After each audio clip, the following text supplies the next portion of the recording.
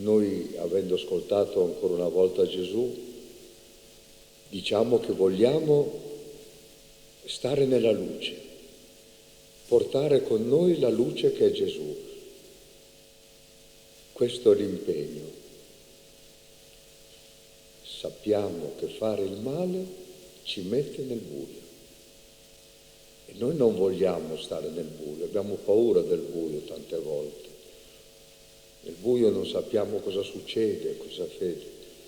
Ecco, ma non c'è soltanto il buio della notte, che poi quella lì, se si accende una lampadina, sparisce.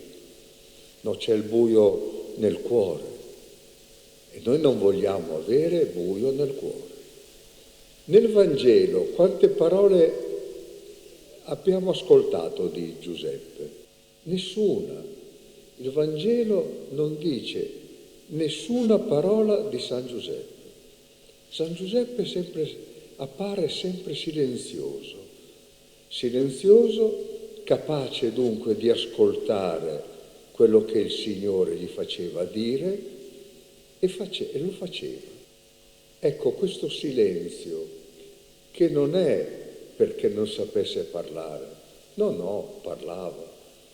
Però soprattutto il Vangelo sottolinea che non diceva tante parole, ma ascoltava.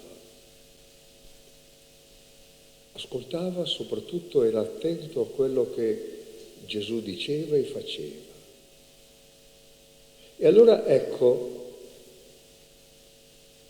io vi vorrei dire che c'è un momento della vostra vita, anche adesso, in cui siete invitati a non dire tante parole, ma ascoltare. Qual è questo momento? Per i chierichetti, quando servite Dio, la messa, soprattutto, comunque le funzioni.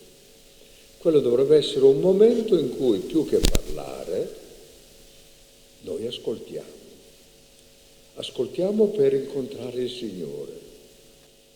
Il silenzio proprio non è soltanto non dire niente, ma ascoltare la parola del Signore, pregare, cercare di capire sempre meglio quello che diciamo, che facciamo, le nostre risposte, capirle sempre meglio, perché sennò a un certo punto, se non le capiamo, crescendo ci diciamo ma non mi interessa più, ma se le capiamo allora diventa importante quello che facciamo all'altare.